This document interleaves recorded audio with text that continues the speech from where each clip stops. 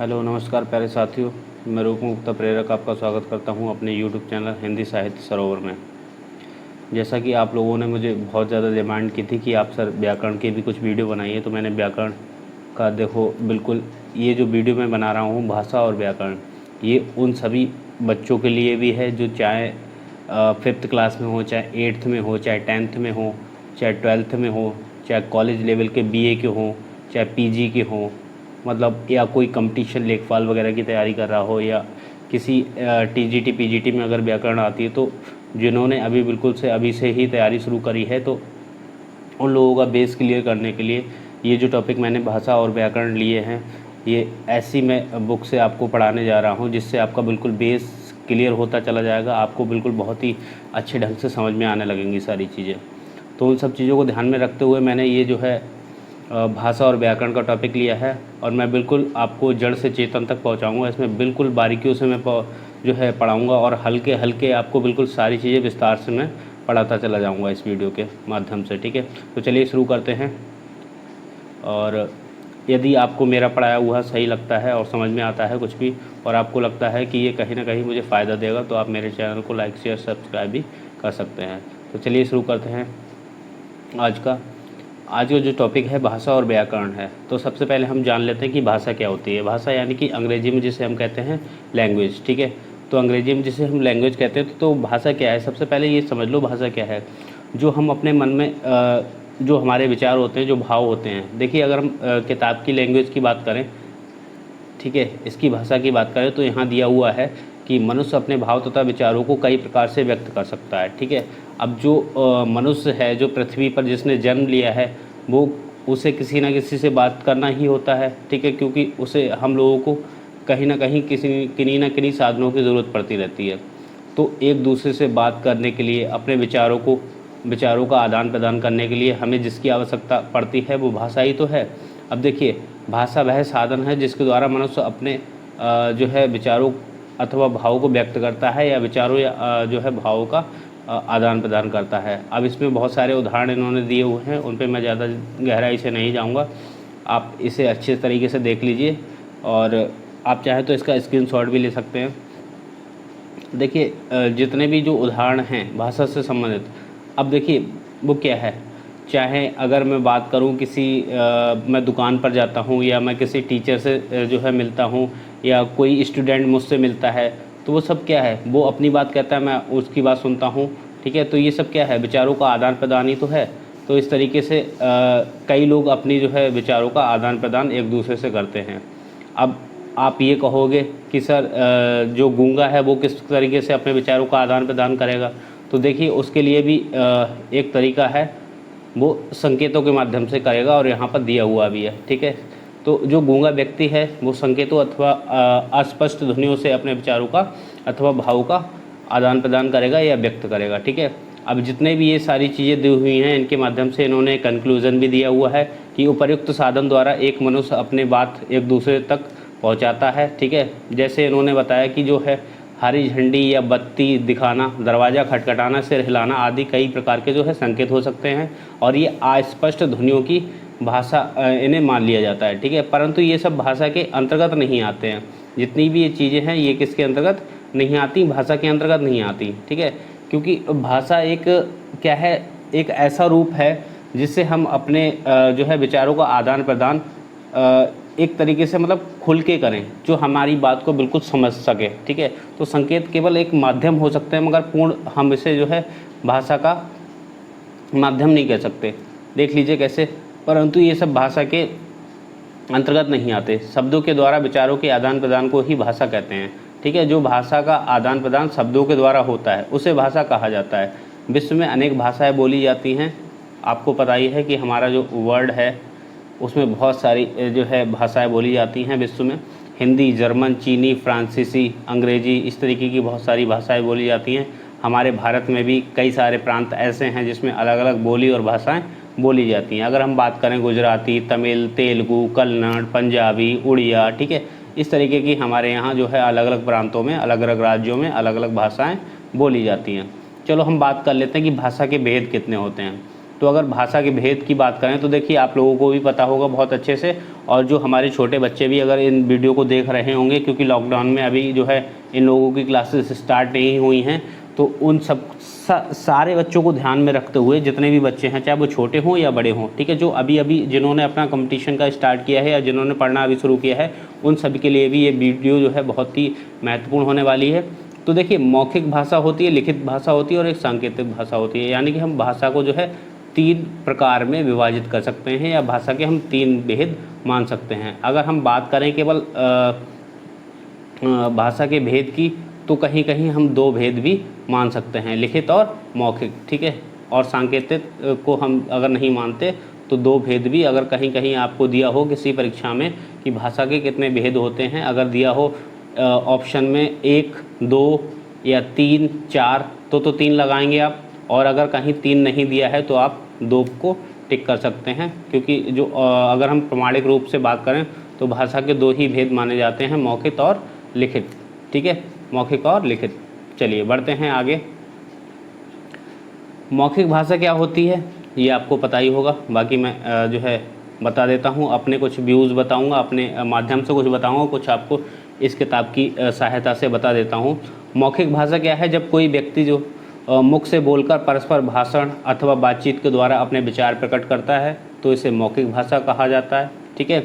जैसे आपके यहाँ कोई स्कूल में कोई प्रोग्राम होता है तो वहाँ स्पीच होती है, जिसे हम हिंदी में भाषण कहते हैं, या हम किसी से सामान्यतः बातचीत कर लेते हैं, या कोई नाटक खेला जाता है तो वहाँ बातचीत होती है, ठीक है, विचारों का आदान प्रदान होता है, डायलॉग्स बोले जाते हैं, ठीक है। रेडियो पर कोई भी प्रसारण आता है या दूरदर्शन, ठीक है, या दूरभाष जिसे हम टेलीफोन कहते हैं, उसके द्वारा हम किसी से जो है कथित अथवा मौखिक रूप से बात, कथित क्या मतलब जो हम कहते हैं उससे संबंधित, ठीक है, या हम किसी से बात करते हैं, जैसे मैं अभी आपको जो है ये जो रिकॉर्डेड वीडियो बना रहा हूँ, ठीक है, ये जो रिकॉर्ड करके मैं आपको दे रहा हूँ जो मटेरियल, वो क्या है, सब मौखिक ही तो है। तो इस तरीके की जो भाषाएं हैं वो क्या कहलाती हैं, मौखिक भाषा कहलाती हैं, ठीक है, जो हम किसी से बोल कर अपने विचारों का आदान प्रदान करते हैं, ठीक है, वास्तव में वह भाषा क्या है, मौखिक भाषा है। और जो मौखिक भाषा है वही हमारी मूल भाषा भी है। एक चीज़ और समझ लीजिए, वास्तव में जो भाषा है, भाषा मूल रूप में है वो मौखिक ही होती है। सबसे पहले किसी चीज़ों को हम सोचते हैं और उसे बताते हैं या कुछ करते हैं, ठीक है, तो उसके बाद जो है लिखित भाषा आती है। सर्वप्रथम जो है मौखिक भाषा आती है, उसके बाद लिखित भाषा आती है, ठीक है, और तीसरे नंबर पर जो है हमारी सांकेतिक भाषा आती है। तो ये 3 प्रकार की भाषाएं होती हैं, मौखिक, लिखित और सांकेतिक, ठीक है। चलिए बढ़ते हैं आगे।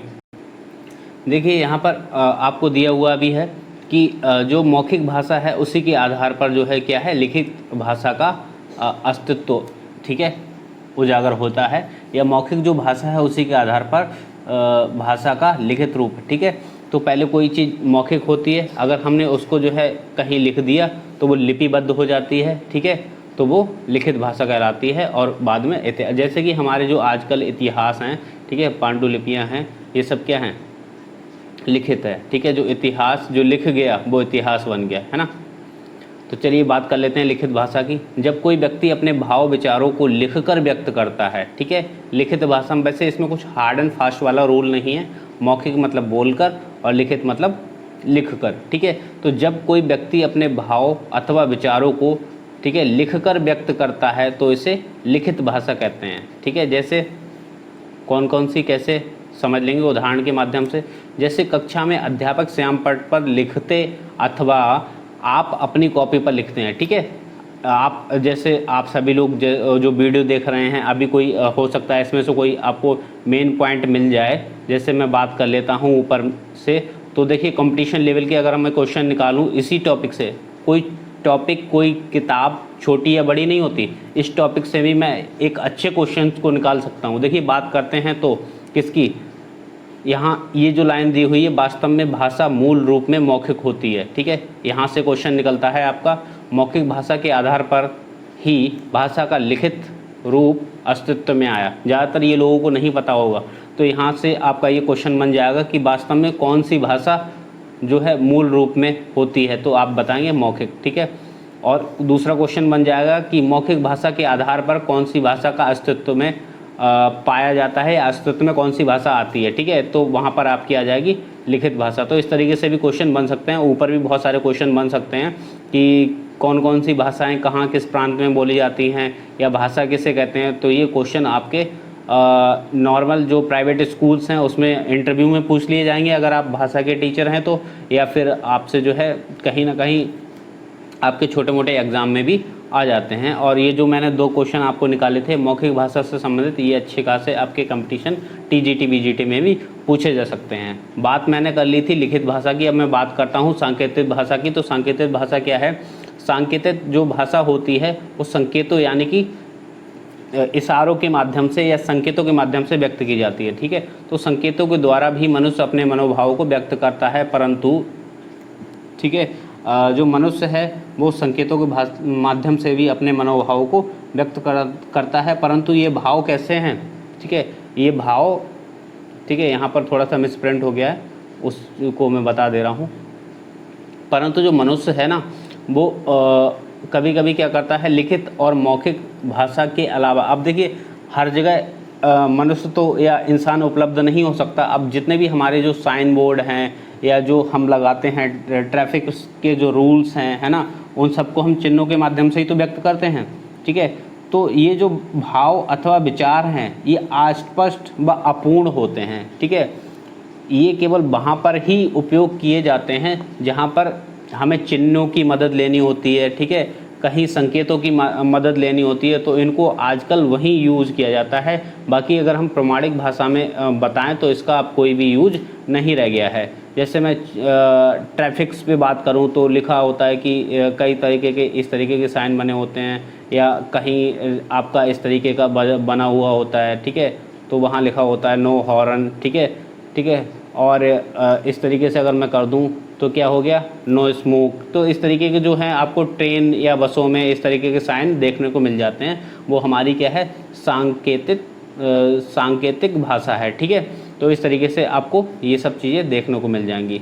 इसी कारण से सांकेतिक भाषा को विशेष महत्व नहीं दिया जाता। क्यों नहीं दिया जाता? क्योंकि ये अस्पष्ट है और अपूर्ण भाषा है, इसलिए सांकेतिक भाषा को कोई भी भली भांति रूप से महत्व नहीं दिया जाता है, ठीक है। बात कर लेते हैं हम, देखिए सबसे महत्वपूर्ण जो नीचे वाला बिंदु आ गया है अब हमारा, भाषा और बोली। आप सभी लोग जितने भी वीडियो देख रहे हैं इस पॉइंट को आप अच्छे से पढ़ लीजिए, इस जो है वीडियो के माध्यम से, और सुन लीजिए ध्यान से, और यहाँ से भी आपके अच्छे खासे क्वेश्चन बन जाते हैं। भाषा तथा बोली दोनों ही विचार विनिमय का साधन है, ठीक है, विचार विनिमय का साधन है, ठीक है। यानी कि जो हमारे विचार हैं उनके माध्यम, उन्हें व्यक्त करने के लिए भाषा और बोली जो है दोनों ही मीडियम बन सकते हैं, यानी कि माध्यम बन सकते हैं हमारे विचारों का आदान प्रदान का। परंतु इनमें बहुत अंतर होता है, इसमें काफ़ी डिफरेंसेस यानी कि आपको अंतर देखने को मिल जाएंगे। बात करें तो हम देश के किसी सीमित भूभाग में बोले जाने वाली, ठीक है, भाषा को बोली कहते हैं। अब देखिए किसी छोटे अगर भूभाग में बोली जाती है कोई भाषा तो वो बोली कहलाती है। मैं आपको बिल्कुल भी यहाँ पर असमंजस में नहीं डालूँगा। बोली और भाषा की बात हम कर रहे हैं, तो देखिए किसी छोटे भूभाग में बोली जाने वाली भाषा बोली कहलाएगी, किसी बड़े भूभाग में बोले जाने वाली भाषा, ठीक है, वो क्या कहलाएगी, भाषा कहलाएगी, ठीक। जैसे किसी नगर, किसी छोटे गांव वगैरह या कोई ऐसा प्रांत जहां उनकी एक अपनी जो है बोली बन जाती है, जैसे अलग अलग राज्यों में अलग अलग बोलियां होती हैं, ठीक है। तो इस तरीके से भाषा और बोली, ठीक है, ये होती हैं, और इसमें बहुत सारे डिफरेंसेस होते हैं। मैं बता भी दे रहा हूँ आपको, जो बोली है इसमें साहित्य नहीं लिखा जाता, और जो भाषा है, ठीक है, उसमें साहित्य लिखा जाता है, ठीक है। सबसे बड़ी पहचान ये है। तो भाषा है वो बोली से विस्तृत होती है, विस्तृत रूप में होती है, और ये बड़े भूभाग या बड़े जो है क्षेत्र में बोली जाती है। चलो हम बात कर लेते हैं इसकी। देश के किसी सीमित भूभाग में बोले जाने वाली भाषा को बोली कहते हैं। इसका प्रयोग बोलने में ही किया जाता है, ठीक है। अब देखिए यहाँ पर इसका मतलब क्या है, इसका प्रयोग केवल बोलने में ही किया जाता है, मतलब कहीं लिखने में नहीं किया जाता। इसमें कोई भी किताब या जो है आपकी कोई साहित्य की रचना या कोई भी रचना नहीं होती। भोजपुरी, हरियाणवी, बघेली और मारवाड़ी, मेवाती, छत्तीसगढ़ी, गढ़वाली, मेवाड़ी, खड़ी बोली आदि इसके जो हैं उदाहरण हैं। ठीक है, ये सभी क्या हैं, इसके उदाहरण हैं। बात कर लेते हैं भाषा की अपेक्षा बोली अत्यंत छोटे क्षेत्र में प्रयोग की जाती है। अब देखो, इन्होंने भाषा के बारे में कुछ नहीं लिखा है, मगर आप इस लाइन से समझ सकते हैं कि भाषा की अपेक्षा, ठीक है, एक शब्द होता है अपेक्षा और एक होता है उपेक्षा। उपेक्षा और अपेक्षा, इन दोनों में क्या अंतर होता है, आप मुझे जब मैं नेक्स्ट वीडियो मेरा होगा अपलोड, तो आप वहाँ मुझे डिस्क्रिप्शन बॉक्स या जो कमेंट बॉक्स होता है उसमें आप बताएंगे मुझे कि जो है उपेक्षा और अपेक्षा में क्या अंतर है। ये दोनों शब्द हैं, इनका अर्थ आपको बताना है, मुझे कमेंट बॉक्स में बताएंगे आप कि इसका जो है दोनों का या दोनों में अंतर क्या है, उपेक्षा और अपेक्षा। भाषा की अपेक्षा बोली अत्यंत छोटे क्षेत्र में बोली जाती है। ठीक है, यहाँ हम बात करें तो अपेक्षा का मतलब यहाँ तुलना, कंपैरिजन से बात हो रही है। ठीक है, तो सामान्यतः इसमें लिखित साहित्य की रचना नहीं होती। जो बोली है उसमें किसी भी तरह की लिखित साहित्य नहीं पाया जाता है। ठीक है, इसमें किसी भी प्रकार की साहित्य की रचना नहीं होती है। ये मैंने आज आपको इस टॉपिक में बताया कि भाषा क्या होती है। ठीक है, और एक चीज़ और समझ लीजिए, मैं आपको अभी जो है अभी ये पूरा चैप्टर नहीं हुआ है, ये भले ही जो है बुक आपको छोटे स्टैंडर्ड की लग रही होगी, मगर ये आपके सारे के सारे दिमाग के वो जितने भी डाउट हैं आपके जो दिमाग में आ रहे होंगे, जितने भी संदेह आ रहे होंगे, संदेह के जो प्रश्न हैं व्याकरण से संबंधित, वो सारे के सारे इस टॉपिक से आपके हल होने वाले हैं, इस प्रकरण से आपके हल होने वाले हैं। तो आप बने रहिए मेरे साथ मेरे चैनल हिंदी साहित्य सरोवर पर। और आज की वीडियो में बस इतना ही, और आगे इसका जो है टॉपिक का मैं नेक्स्ट वीडियो जल्द ही लेकर आऊँगा, जिसमें मैं बताऊँगा कि भाषा की क्या उपयोगिता है, व्याकरण में क्यों ज़रूरत पड़ी भाषा की और व्याकरण की हमें, और उसका कहाँ कहाँ क्या स्थान है, और आगे इस पर हम चर्चा करेंगे अपने नेक्स्ट वीडियो में। तब तक के लिए हमें इजाज़त दें, धन्यवाद।